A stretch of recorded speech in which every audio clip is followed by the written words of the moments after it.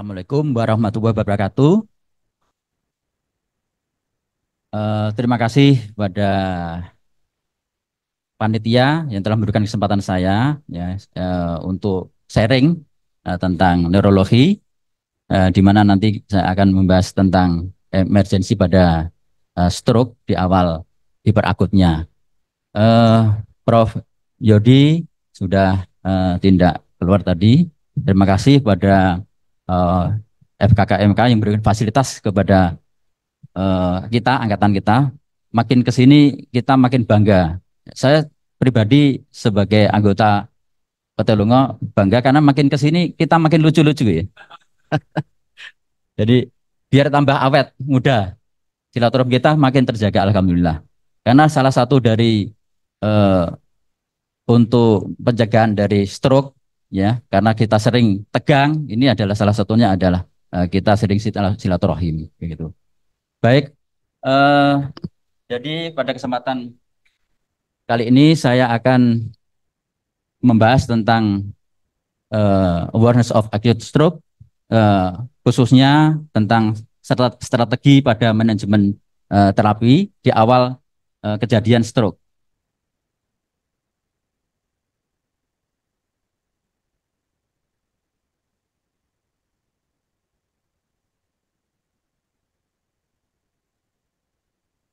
Jadi definisi lama tentang stroke. Jadi kita tahu bahwa stroke ini merupakan suatu gangguan peredaran darah otak yang bersifat akut lebih dari 24 jam dengan gejala vokal maupun global. Nah ini definisi lama, di mana ini pertama disebabkan karena faktor-faktor yang berbagai macam, termasuk lingkungan, ini juga mempengaruhi dan juga kebiasaan. Kemudian juga genetik. Nanti akan kita kemukakan juga tentang faktor-faktor risikonya. Stroke ini awalnya dimulai dengan adanya degenerasi endotel, ya. Kemudian degenerasi endotel ini akan menyebabkan aterosklerosis dan kemudian akan terjadi insufisiensi atau penurunan dari CBF, cerebral blood flow, aliran darah otak. Nah ini definisi terbaru menurut AHA 2013, yaitu suatu episode disfungsi neurologis yang disebabkan oleh infak atau ischemic vokal cerebral, medula spinalis atau retina berdasarkan jenis patologi, imaging dan atau bukti-bukti objektif yang lain. Jadi berdasarkan pada patologinya tentang stroke ini kita bicara tentang apakah ini suatu sumbatan atau non hemoragik, ischemic atau perdarahan. Jadi kita ketahui bahwa ternyata dari data prevalensi morbiditas dari stroke ini ternyata nomor satu di Indonesia dan sekaligus juga di dunia. Sementara mortalitasnya nomor 3 di dunia dan nomor 1 di Indonesia. Ini data-data memang bervariasi tergantung dari sumber, tetapi dalam urutan ini masuk dalam 3 besar, antara 1, 2, 3, ya, antara stroke, jantung, dan cancer ini saling berurutan. Kebetulan di tempat saya sendiri di RSUD Sumatera di daerah Pantura Utara, ini stroke merupakan penyebab utama kematian dan morbiditas. Sekitar 56% morbiditas terjadi pada pasien stroke ini. Jadi kemudian data dari Riskesdas, yaitu riset kesehatan dasar, bahwa prevalensi stroke di Indonesia meningkat tadi dari 7/1000 sampai meningkat tahun 2013 dan kemudian pada tahun 2018 menjadi 10,9. Nah ini meningkatnya sekitar 56%. Ini menjadi kewaspadaan bagi kita semua bahwa ternyata inti dari stroke ini merupakan penanganan pertama dan kemudian juga akibat-akibat yang mengikutinya, terutama adalah morbiditas. Jadi di mana quality of life-nya akan sangat berpengaruh bahwa adanya stroke ini kita harus waspada. Nah, mengingat pada faktor risiko, jadi secara garis besar faktor risiko stroke ini menyangkut yang bersifat modifikasi dan sulit dimodifikasi atau tidak bisa modifikasi. Yang tadi sudah di depan sudah disampaikan oleh Dr. Ambar ya, tentang DM ini adalah metabolik ya yang bisa dimodifikasi. Kemudian juga tentang diet. Nah, ini nanti akan diulas oleh rekan kami Prof. Rina tentang diet nanti. Kemudian juga faktor-faktor risiko yang lain yang bisa dimodifikasi. Nah, ini nanti akan berpengaruh pada disfungsi vaskuler, kemudian juga terbentuknya aterosklerosis, kemudian juga akan merusak blood-brain barrier, dan juga gangguan pada struktur vaskuler itu sendiri. Nah, ternyata tingkat keparahan dari stroke ini berbanding lurus dengan onset dan usia dari yang bersangkutan. Jadi kita bisa lihat bahwa pada makin tambah berusia dan makin awal usia, ini ternyata berbanding lurus terhadap peningkatan keparahan dari penyakit. Jadi menimbulkan quality of life maupun skor dari NIHSS yang akan meningkat.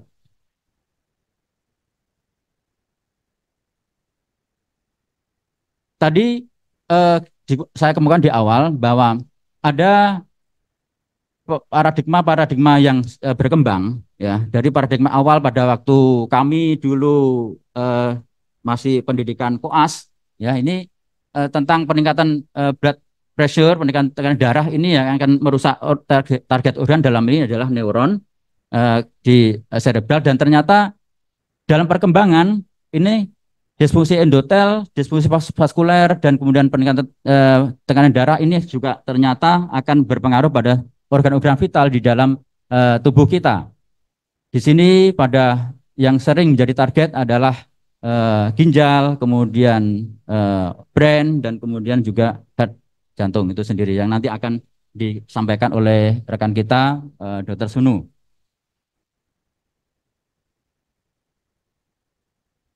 Nah, sekarang apa yang terjadi pada stroke? Jadi stroke adalah sumbatan atau perdarahan atau penyempitan yang mengakibatkan terjadi insuffisiensi aliran darah otak. Hal ini akan mengakibatkan akan menurunkan memenuhi kebutuhan metabolisme, kemudian terjadi hipoksia cerebral, dan akhirnya terjadi ischemik yang menyebabkan infarksi cerebral. Jadi di sinilah inti dari terjadinya stenosis atau oklusi yang menyebabkan pada insuffisiensi cerebral, sehingga kewaspadaan di waktu-waktu awal terjadinya stroke ini. Ini yang akan kita bahas di presentasi saat ini. Nah, tadi Bapak Ibu sekalian, teman-teman sejawat sekalian, jadi kita harus waspada pada waktu kejadian insuffisiensi cerebral, di mana insuffisiensi normal adalah atau aliran darah normal adalah antara di atas 50 ml per 100 gram per menit. Nah, kejadian ischemik dimulai ketika terjadi penurunan hingga aliran darah otaknya CBF-nya menurun di bawah 25.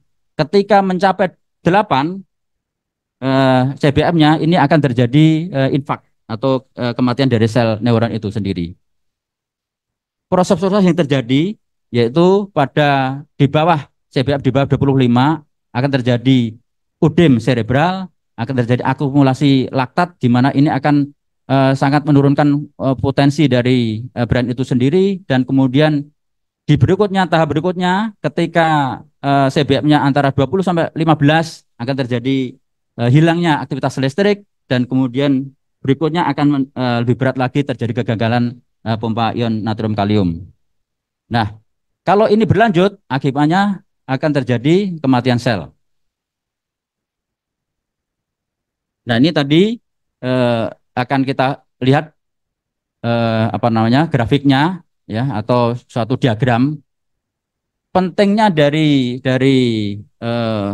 waktu penumbra ya. Penumbra itu adalah area atau waktu di mana di mana ring CBF-nya antara 20 sampai 8 sampai 20. Jadi 8 sampai 18 ini adalah area-area penumbra. Makin makin lama onset, ini akan menyebabkan kematian neuronal akan meningkat. Nah, disinilah saat kita menyelamatkan penumbra ini. Jadi kalau bicara stroke adalah bicara masalah waktu. Bicara masalah waktu yang sangat berharga di dalam penanganan pertama. Ini adalah sangat-sangat penting ketika kita akan melakukan suatu tindakan intervensi di saat area penumbra ini.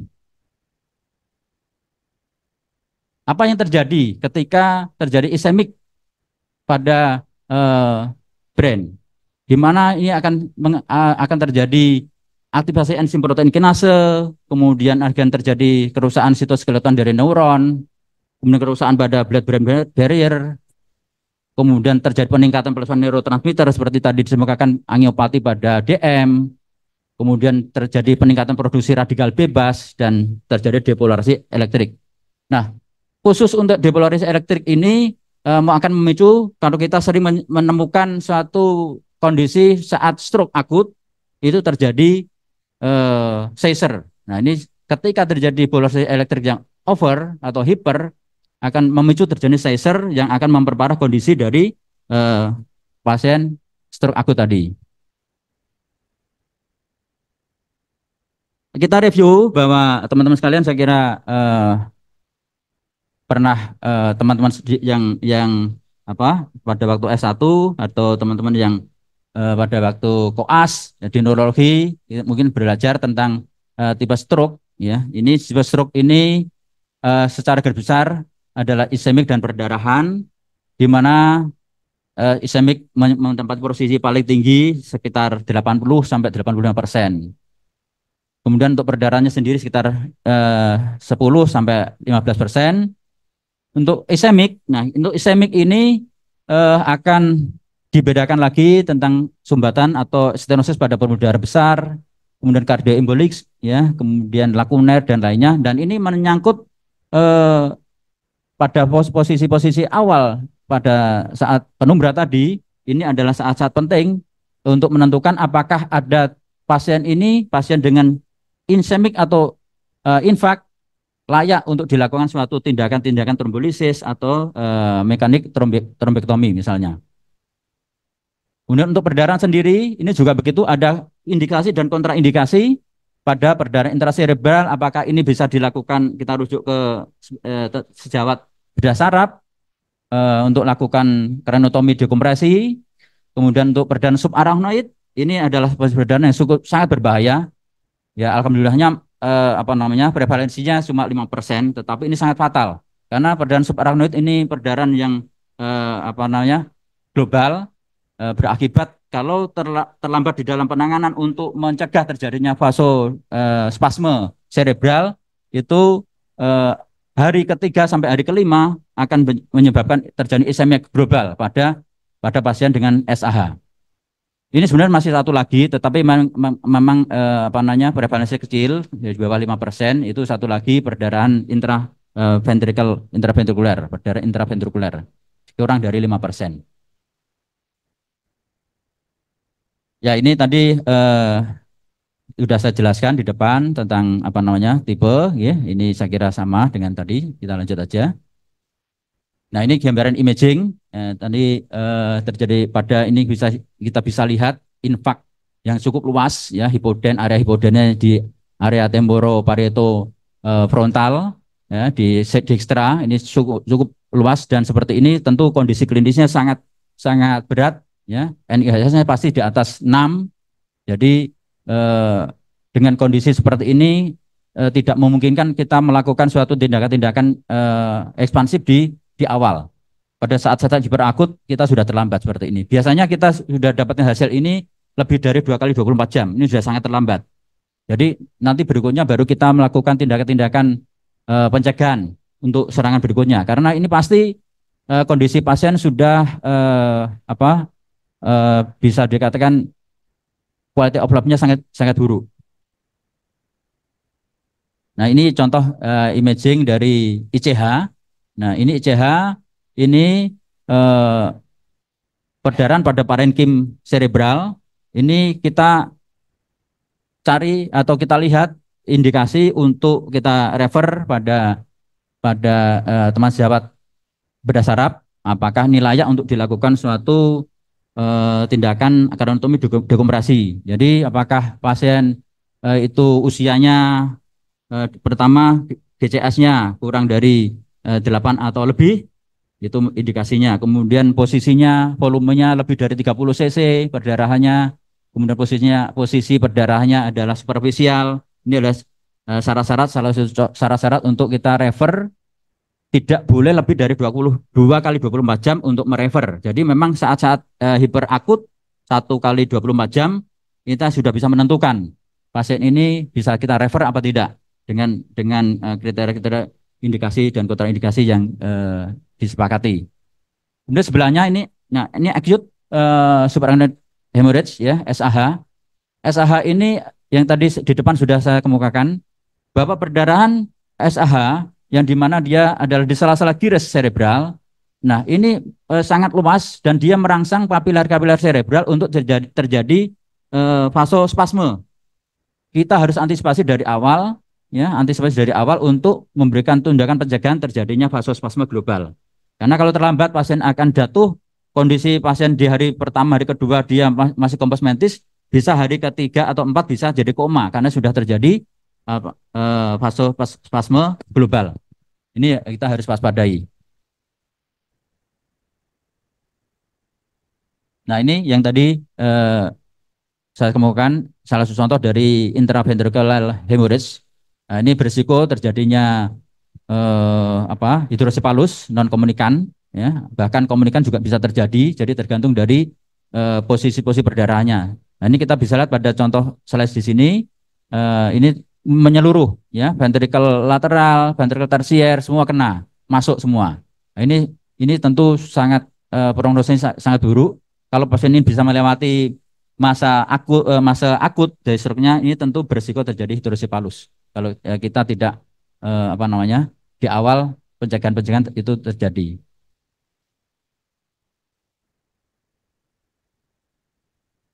Nah, kita menjawab pada manajemen akutnya sendiri. Jadi secara garis besar ada 5 fase di dalam kode stroke, ya, dalam pelayanan kode stroke, yaitu fase pertama hiperakut, ini adalah 1 kali 24 jam. Kemudian fase kedua hari ke-2 sampai hari ke-7. Kemudian fase 3 berikutnya ini minggu pertama sampai minggu ke-3. Kemudian fase-fase di atas 1 bulan fase rehabilitatif. Meskipun fase rehabilitatif ini pada pasien stroke dari penelitian itu harus dilakukan sejak awal. Dilakukan kita konsulkan atau kita rabarkan dengan teman sejawat SPKFR dari hari pertama. Dan berikutnya fase kelima adalah preventive care. Jadi untuk pencegahan terjadi serangan ulang. Karena dari data penelitian bahwa stroke baik ischemic infark maupun perdarahan berisiko terjadi serangan ulang 4 kali lebih besar daripada pasien-pasien yang belum pernah terjadi stroke. Nah, kita nanti akan konsen pada fase pertama ini, pada fase hiperakut stroke, yaitu pada 24 jam pertama. Nah, tujuan emergensi dari tujuan penanganan emergensi pada pasien stroke adalah menyelamatkan penumbra. Tadi sudah saya kemukakan. Jadi saat 3 jam pertama, ya, kemudian kita bisa mengatasi di situ, kita akan menyelamatkan pasien secara total. Kemudian menghindari secondary insult, kita menghindari terjadinya hipoksia, terjadinya hipoglikemi, ya, terjadinya imbalance cairan pada pasien stroke akut yang bisa mengakibatkan terjadinya peningkatan tekanan intrakranial. Nah ini jadi memang berkaitan sekali karena apa? Kalau terjadi tekanan intrakranial akan menyebabkan herniasi pada pada brainstem yang menyebabkan kematian ketika terjadi herniasi pada brainstem akan mendekatkan diri pada mortalitas yang tinggi. Nah ini penanganan secara umum kita harus edukasi pada pasien, pada keluarga, pada masyarakat. Ini saat-saat pre-hospital ini sangat penting, ya. Ini kita bedakan pada pre-hospital, hospital, dan neurologi departemen. Pada saat pre-hospital, ya, ketika ada keluarga atau apa namanya, sejawat yang menemukan pasien di awal dengan onset yang kurang dari 3 jam, ini harus kita prepare dari awal untuk segera melakukan tindakan yang awal, ya, dan segera merefer pada hospital yang mempunyai fasilitas stroke. Nah, apa itu tindakan awal yang bisa kita lakukan di perjalanan sebelum pasien itu kita sambil kita bawa ke atau kita refer ke hospital. Kita amankan saturasi oksigennya kalau memungkinkan, ya, misalnya dari vaskes 1 atau dari tempat praktek pribadi kita atau dari apa? Dari pelayan-pelayan pertama di puskesmas seperti itu kita bisa melakukan tindakan-tindakan awal sambil kita rujuk ke rumah sakit yang langsung dilakukan suatu tindakan CT scan karena ini sangat berjalan dengan waktu, apalagi kalau onsetnya memang di bawah 24 jam, apalagi kalau onsetnya di bawah dari 4,5 jam, ini kita harus mengejar ini semua. Tambahan 5 menit lagi. Oke, ya, 5 menit lagi. Oke, baik. Baik, ini tadi saya kira sudah saya sebutkan di awal. Ya, ini bisa dilihat teman sejawat semua di pelataran sehat, ya, tentang pengenalan gejala stroke ini tadi. Jadi edukasi pada masyarakat ini sangat penting karena di lapangan, ya, saya sebagai klinisi murni, ya, saya sebagai seorang neurolog sudah 18 tahun, ini cukup memprihatinkan karena dari edukasi masyarakat ini sangat-sangat penting ketika berkejaran dengan waktu dari therapeutic window.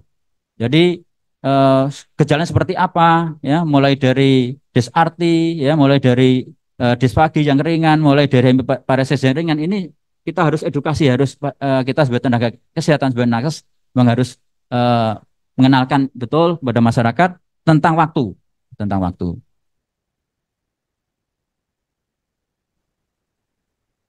Nah, ini tadi sudah saya sampaikan, saya kira ini bisa dibaca teman-teman sekalian. Nah, ketika pasien stroke akut, yang harus kita perhatikan betul adalah saat kalau pasien itu terjadi apa? Terjadi seizure. Nah, kita harus betul-betul mengelola karena kalau terjadi seizure ini akan meningkatkan selain eh, neuronal death-nya diakibatkan karena ischemic atau infark, itu juga disebabkan karena apa? Karena seizure-nya, begitu. Jadi kita harus mengatasi segera, memberikan tindakan untuk seizure ini. Salah satu penting juga tadi mempertahankan gula darah tetap normal, ya. Kemudian tekanan intrakranial, kalau ada tanda-tanda tekanan intrakranial yang meningkat, misalnya pasien ini ada muntah, ya, ada keluhan nyeri kepala yang hebat. Nah, ini kita harus turunkan dengan anti nyeri kalau memang kesakitan, karena ini akan akan meningkatkan tekanan intrakranial. Nah, ini saya kira rutin, ya, dilakukan di teman-teman Jawa di daerah rutin dan seterusnya, saya kira, ya. Dan yang paling penting adalah segera mungkin dilakukan satu CT scan kepala tanpa kontras. Fasilitas ini saya kira untuk di seluruh RSUD Kabupaten di Pulau Jawa saya kira sudah ada semua. Mungkin di teman-teman di luar Jawa mungkin ada RSUD yang belum punya, ini saya kira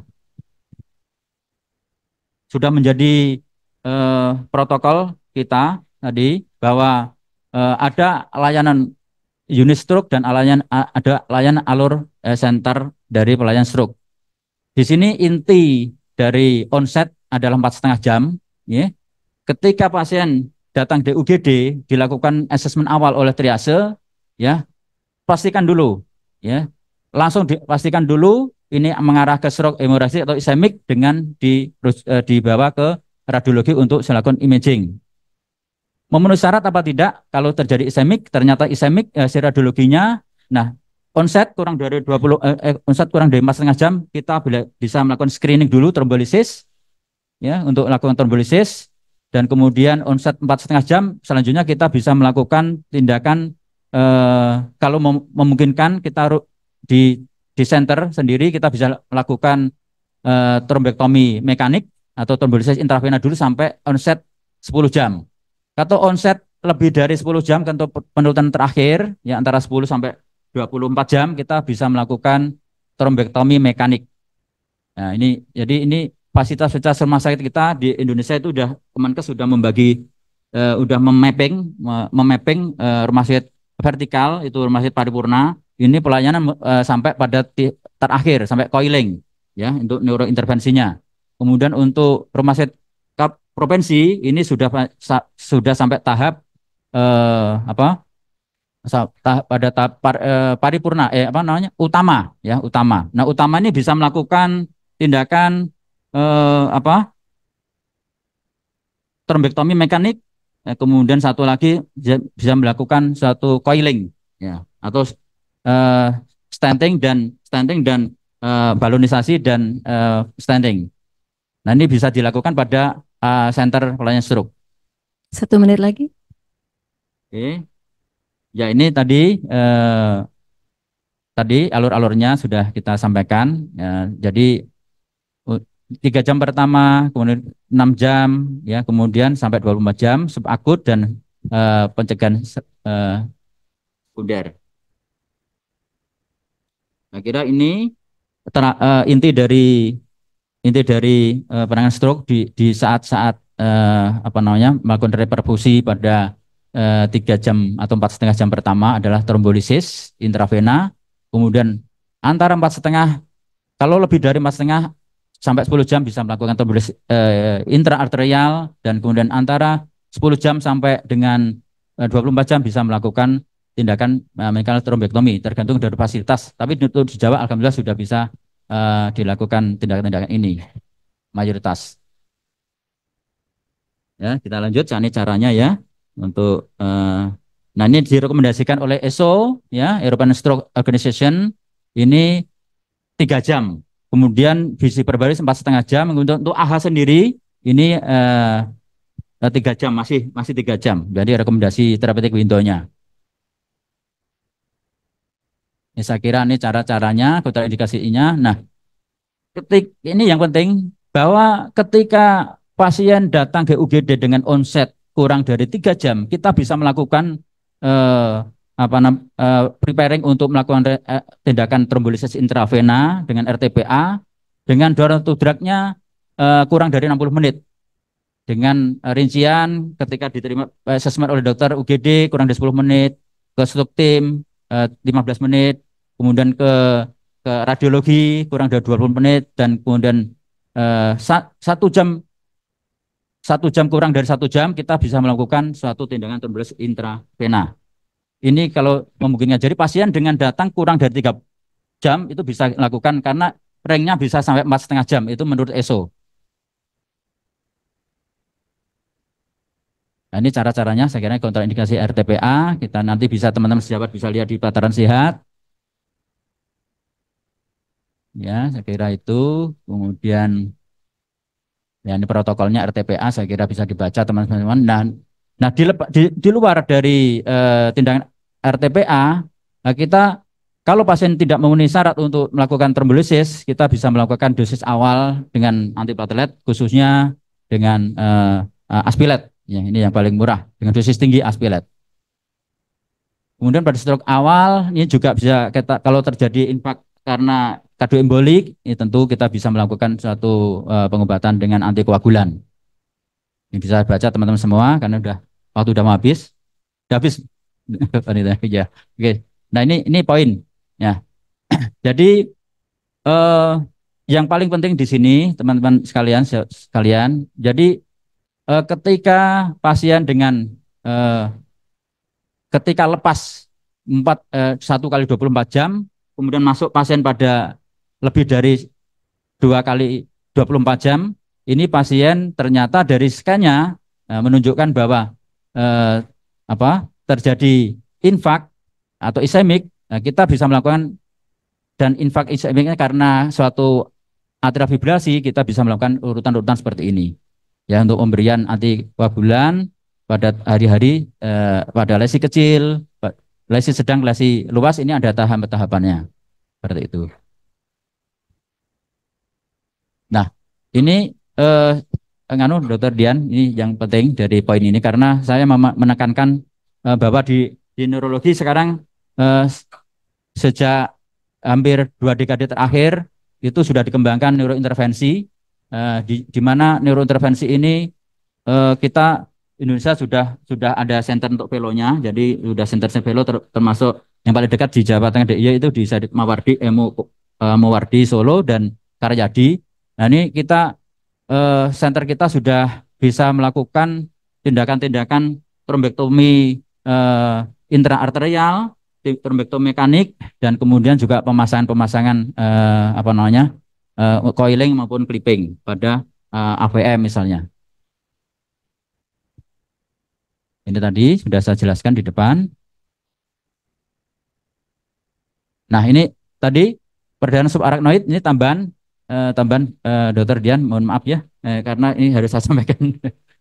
Ini tadi depan untuk SAH pencegahannya adalah dengan memberikan nimodipin. Nah, ini penting untuk mencegah terjadinya vasospasme global. Dari awal paling tidak hari ketiga stroke akut kita harus memberikan nimodipin. Ini untuk mencegah terjadinya suatu eh, apa namanya ischemik global. Nah, ini perdana cerebral tadi sudah sampaikan di awal tentang indikasi kontraindikasinya untuk dirujuk ke SPBS. Nah, saya kira itu semoga bermanfaat. Wabillahi taufiq wal hidayah. Wassalamualaikum warahmatullahi wabarakatuh. Baik, terima kasih.